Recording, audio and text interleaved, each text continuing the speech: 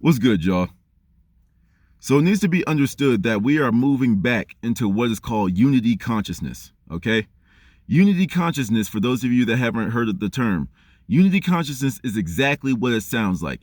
You are now conscious of the fact that we all need to work together for the betterment of our society. Very simple.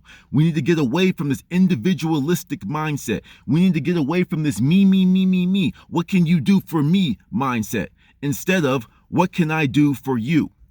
If everyone around you is asking what can they do for you, we start to get back into this natural balance of things of give and take instead of this take. As long as I'm good, and that's all that matters, right? The consciousness or the energy, the vibration of this planet itself is rising. And now with it, our consciousness is rising. And we are now conscious of the fact that we can't do this stuff by ourselves. Okay? It's like there is not going to be this one leader that brings us all together because we've been taught with that one. We've been indoctrinated by that. Our hero complex. Oh, it's going to be this person. I'm not going to say specific names and whatever, but we're going to bring this person's going to save us. Oh, we need our next Martin Luther King. We need our next blah, blah, blah, blah, blah. No, we are our own heroes. Until some spaceman comes out of the sky and gives us the breakdown, it's like we have to rely on one another. We need to come together for the betterment of our world. All right. And that's a very basic summarization of what unity consciousness is. All right. We need to move forward as a collective unit, but we can't just be all moving forward in our own direction. So let me offer us a starting point. I titled this video, How to Make the Ideal Slave, because we are all slaves. Especially if you live in the United States of America, you've been so indoctrinated that you think that it's been only black people that were slaves throughout history. And that's simply not the case. We are all slaves. There's no need to talk about who's been marginalized, who's been put into slavery. It doesn't matter. Right now in this current state and time, we are all slaves, no matter your race, creed, color, religion, whatever. We are all slaves. And it's very evident when you read that document from the 1850s, How to Make Your Ideal Slave. That's why I titled this video like that. And I'm just going to go through and read these off because I wrote them down just so I didn't forget, just so I didn't mess them up. Number 1, maintain discipline and unconditional submission. This is step 1 of making the ideal slave. Number 2, create a sense of inferiority. Know your place. Number 3, instill fear in the minds of slaves. Number 4, keep the slaves interested in the master's enterprise. Number 5, deprive slaves of education and recreation. Okay? Now let's just go through these one by one. Of course, we can apply a bunch of different examples. And if you have an example that I didn't touch on, feel free to share it. I am not doing this to put you in that mindset. It's for us to move forward, we need to heal. It's kind of like breaking an addiction. We have to break our addiction to slavery. But what's step 1 of breaking an addiction? Admit that you have a problem. Admit that we all have a problem. And this problem is that we have been placed into slavery by these so-called elites. The 1% of the 1% that are making all the decisions of how we live our lives. Okay? Number 1, maintain discipline and unconditional submission. Right? The first example that comes to my head is school. Maintain discipline.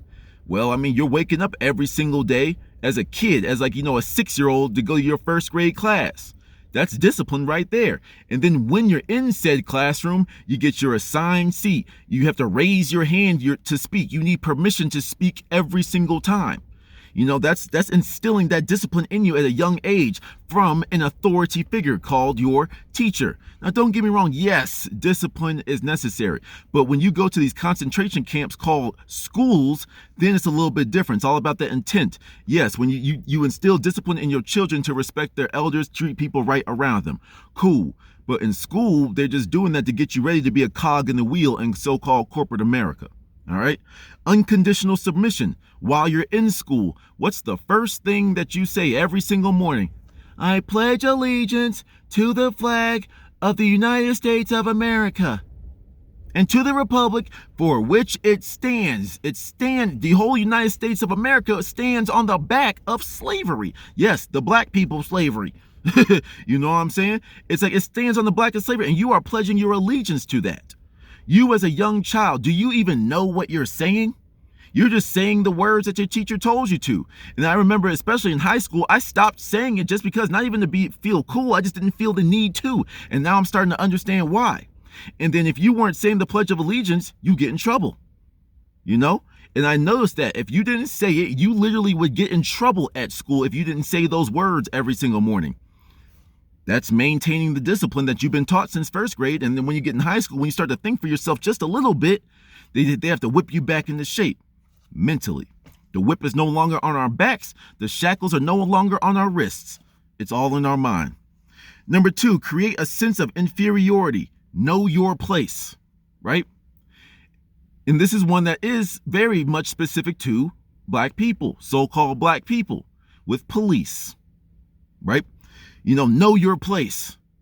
Well, when we get pulled over, we can't wild out. We can't say nothing because we know what's going to happen to us, you know? And it's like, you got to know your place. But then it's like, even with that, we even like white, black, Asian, whatever, when you get into corporate America and you want to step to your boss, or you want to tell your boss, no, I'm not going to do that, then they threaten you by firing you. So I'm the one in charge here. I'm the boss and you listen to me. When you join the military, this is the biggest example of that. You can't go in there and do whatever, because you will be punished. With any sense of defiance, you will be punished. That is why, and that's why these companies like that we go to work for were named after the military companies. They instill the same level of discipline. The companies in the military, the companies that we work for our 401ks. These are the same exact companies, and they use the same tactics to keep their workers, to keep their soldiers in line. Know your place, know your rank, you know? Number 3, instill fear in the minds of slaves. To get them to do what you want, you must first make them very fearful of the repercussions. You know, it's like for us, you know, black, indigenous native slaves, it's like they used to cut your tongue out. If you were reading, if you were learning, and you wanted to teach people stuff, they cut your tongue out. If you were a very rambunctious slave and you wanted to keep talking back and you wanted to keep being defiant, then there's a term buck breaking, aka raping the men.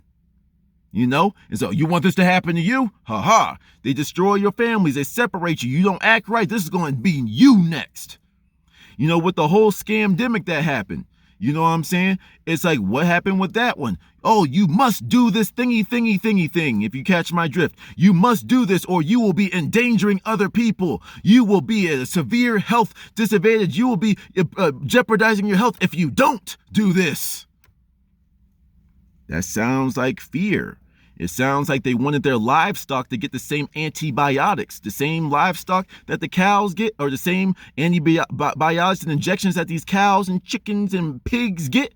They wanted their livestock, the ones that make them all of their money, to get the same thing. And if you don't do it, then you are a terrorist. You're going against your country. You are putting everybody else's life in danger. Fear, fear, fear, fear, fear.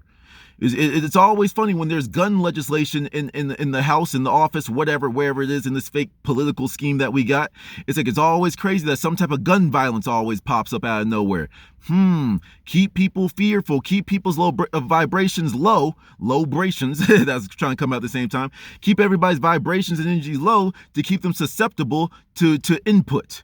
To keep them susceptible and keep them willing to put up with the new commands that they are issued. You feel me? Number 5, keep the slaves interested in the master's enterprise. Sports, right? The master's enterprise. Enterprise just means business.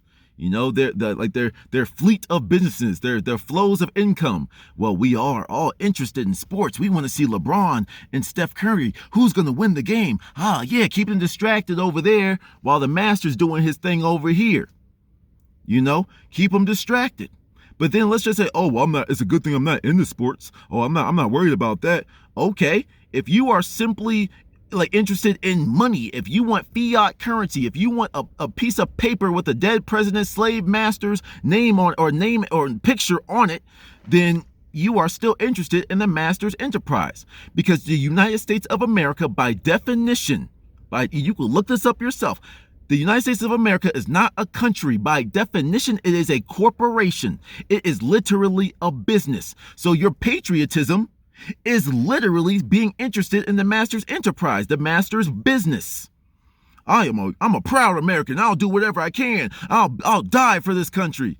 The same country that's been lying to you from the very beginning about everything, which leads me into the fifth and final point.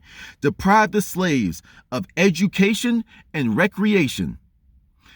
First of all, let's start with the recreation. When you are in school, when you are and a lot of times these rooms don't even have windows with natural light in there. You're sitting under these LED low vibrational lights.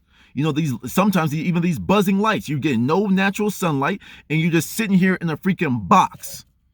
And you get this one class called PE, physical education. And that's your 1 hour. So you spend however long school is, but I'm just going to just throw out a number. You spend the majority of your day, 7 hours a day, sitting there, but then you spend out of the 8 hours, you get 1 hour to be up and moving. And then some of y'all get used to sitting around so long that even when you're at PE, you're waiting for the first opportunity to go sit down. When you look at it in your adult world, it's like you get 2 weeks of vacation. Out of 52 weeks out of the so-called year, you get a maximum. This is if you have a generous company. You get 2 weeks of vacation. Does that not sound like that? Does that not sound like you are having your recreation time, your you time, our me time, kind of limited by these corporations, by these companies? And you think that we're not all slaves? Deprive the slaves of education, where some people don't want to acknowledge the stuff where we're talking about the sun. Okay, some people get sunburned, some people don't. Some people's hair grows towards the sun naturally, and some people's grows down towards the ground. But this is the stuff that we have not been educated about. A lot of us aren't even aware of the food deserts that go on in this country. Food deserts, meaning that there is no food, there is no sources of healthy food options for people in marginalized areas. That is by design. Redlining. Some people don't even know about that. When it comes to credit, paying back bills, and people think that's a good idea to pay the minimum amount. By paying the minimum amount, this is something that they don't teach you. They don't teach you economics. They don't teach you money, because that would lead you to possible freedom, and they can't have that. So they're going to teach you the bare minimum about money. This is money, and you need this to get things that you want. And that's it. They don't teach you about credit in this broken system. They don't teach you about the fact that if you're paying the minimum payments that you over the course of the time, by the time you actually pay things off completely, you pay damn near double, triple, quadruple more. They don't teach you that. So they keep you stupid on purpose. Here, eat this candy that's full of sugar. The same sugar that breaks down your teeth. The same sugar that makes you docile. Oh, it's okay. It's just water. Don't look at that white stuff that's left behind in your glass if you let the water evaporate. That's not fluoride. Oh, now that you know that that's fluoride, okay, we got to change it up. That fluoride, it keeps your teeth strong. Yeah, keeps your teeth strong. They're depriving you of the right information. And when the right information these days starts to get out, then that's when they try to silence you. So they're keeping you away from the truth. I myself have had a video blocked and taken off of YouTube because I was spreading the truth. And many people in the spiritual conscious community have been aware of this. The people even when you're talking about, if you say, not even getting conspiracy theorists with it, if you speak negatively about the quote stable coin Tether, you're going to be hearing about that in the future soon. It's like if you talk about Tether, that's a Chinese-backed cryptocurrency. And that one is fake. It's a Ponzi scheme. It's just fake money that prints itself out of nowhere. You'll be hearing about that. I'll be surprised if this video doesn't get taken down, because I talked about that. It's like, this is the type of stuff that's going on. This is what keeps us in our slavery. And then some people, it's like, just like, and once again, I'm implanting myself here because this is our history. It's like when it comes to black people, we have what is called the house slave.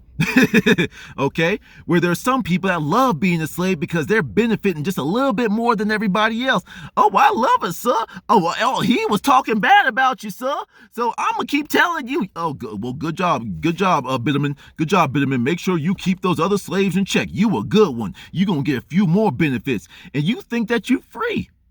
Just because you got a smile from your masters, just because you live in a big house, just because you can afford a nice car, just because you're getting all this love and admiration from other slaves, if that was the case. You know what I'm saying? It's like you think you better than everybody. You think you free because you got a couple of dollars in your pocket, a couple of debt notes in your pocket, a couple of extra digits in your so-called bank account. That's the bank taking account of how much resources that you have. You think you free though. You think you free. I say all of this to say that we are all slaves. But if we all begin to work together, we can bring this whole system down ourselves. We don't need nobody else. We need each other. That black man that you are so scared to talk to because you've been misinformed about our intentions could be your greatest asset. That white man that you were taught is nothing but a racist slave owner, slave master, could be your greatest asset. Go look at Mike Tyson. Who was his coach? The greatest black boxer to ever live. Who was his coach? Neville Goddard, my teacher when it came to manifestation, law of attraction.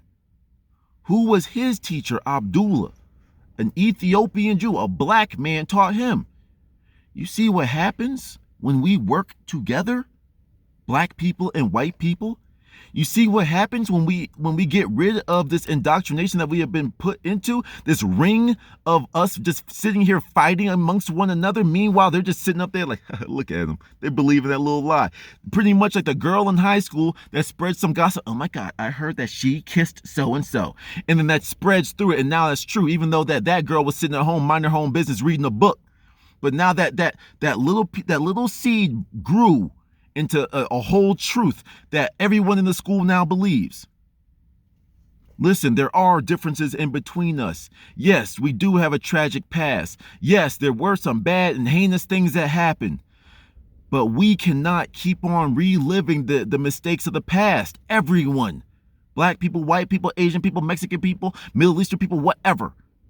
Because we are all one at the end of the day. We are all here at this point in time together right now for a reason. We can use this time to fight amongst one another and get absolutely nothing done, or we can all say, you know what, screw it. Let bygones be bygones. We can handle our differences later. Shake hands and let's get to work. Everybody, collective as a unit. To the next one, y'all. Share this message. Peace.